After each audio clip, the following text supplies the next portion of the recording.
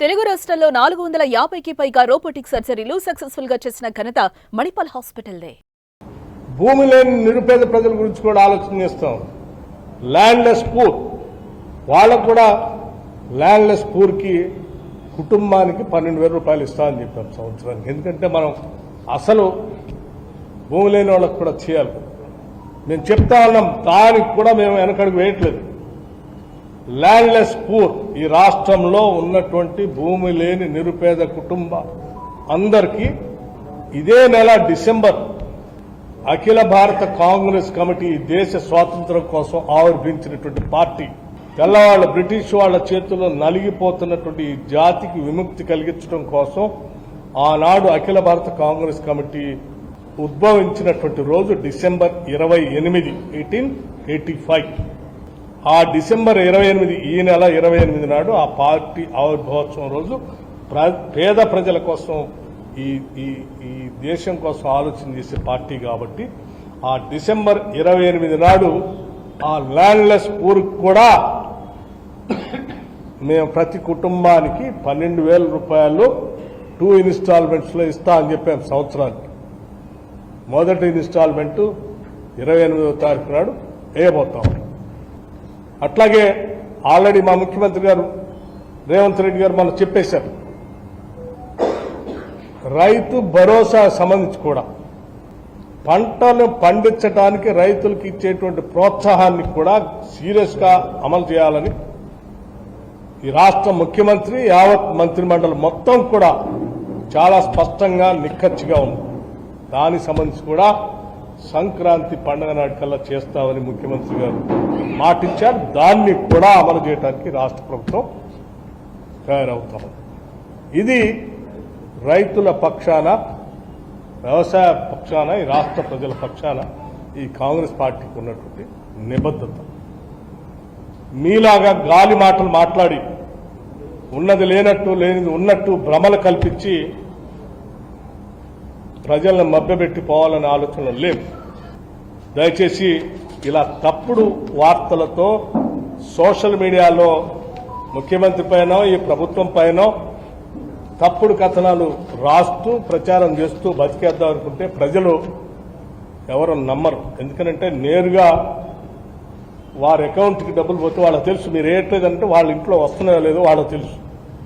మీరు ఉద్యోగాలు వేయట్లేదంటే వాళ్ళకి తెలుసు. ఎంతమందికి ఉద్యోగాలు ఇచ్చామో, ఉద్యోగాలు పొందినటువంటి నిరుద్యోగ యువతి యువకులు అందరూ తెలుసు. మీరు కాళ్ళలో కట్టబెట్టి పబ్లిక్ సర్వీస్ కమిషన్ జరగకూడదని కేసులు వేసినా, ఆపాలని ప్రయత్నం చేసినా ఆపకుండా 56,000 మంది నిరుద్యోగ యువతి యువకులకి ఇప్పటికే నియామక పత్రాలు ఇచ్చి ముందుకు పోతా ఉంది ప్రభుత్వం. అట్లాగే ఇందిరమ్మ ఇళ్లకు సంబంధించి ఇంకొక 22,500 కోట్ల రూపాయల బడ్జెట్తో ప్రతి శాసనసభ నియోజకవర్గంలో ఈ సంవత్సరం, ఈ ఆర్థిక సంవత్సరంలోనే 3,500 ఇళ్లు తగ్గకుండా, ఇంటికి 5 లక్షలు తగ్గకుండా శాంక్షన్ చేసే కార్యక్రమాన్ని కూడా మొదలుపెట్టాం. 22,500 కోట్ల రూపాయలు. ఇవన్నీ ప్రజల కోసం మేము చేసే కార్యక్రమాలు. ఈ వాస్తవాలు మీ ద్వారా రాష్ట్ర ప్రజలకు తెలియాలన్నటువంటి ఆలోచనతో ఈరోజు మీ మధ్య కూర్చొని ఈ వాస్తవ విషయాలన్నీ చెప్పాను. దయచేసి వాస్తవాల్ని వాస్తవాలుగా ప్రజలందరికీ అందిస్తారని నేను ఆశిస్తూ ముగిస్తా ఉన్నాను. నమస్కారం.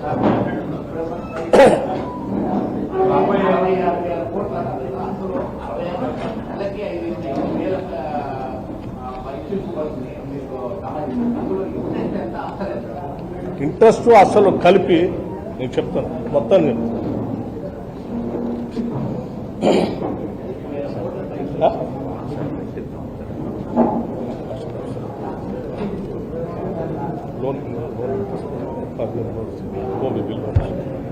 మీకు 21,000 కోట్ల రూపాయలు ఆఫ్ బడ్జెట్ బారోయింగ్స్ మీద తీసుకున్నటువంటి కట్టింది 21,300. ప్రిన్సిపల్ అమౌంట్ ఇప్పటివరకు కట్టింది 17,091 కోట్లు. FRVM లోన్స్ మీద ఇంట్రెస్ట్ కట్టింది 28,314 కోట్లు. బారోడ్ అమౌంట్ మీకు చెప్పాను అంటే లోన్స్ మీద కట్టినటువంటి ఇంట్రెస్ట్ 28,314 కోట్లు,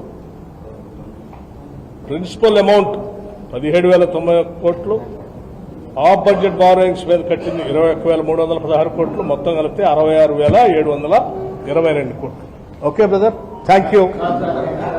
సంక్షేమ హాస్టల్లో ఈ ఏడాది 53 మంది విద్యార్థులు చనిపోయారు. సంక్షేమ బాట పట్టిన బస్సులు పిక్నిక్ పర్యటనలాగా ఉందని బీఆర్ఎస్ నేతలు విమర్శిస్తున్నారు. మిత్రమా, నేను ఎప్పటివరకు చెప్పిన సమాచారం అంతా మీరు వినుంటే చెప్తున్నాను కదా. గాలికి బతుకుదాం అనుకున్నట్టు, ఉన్నది లేనట్టు లేనిది ఉన్నట్టు భ్రమలు కల్పించి ఆ సోషల్ మీడియా యూనివర్సిటీలో బతుకుదాం అనుకున్నటువంటి నాయకులు చెప్పేటువంటి మాటలు అవన్నీ.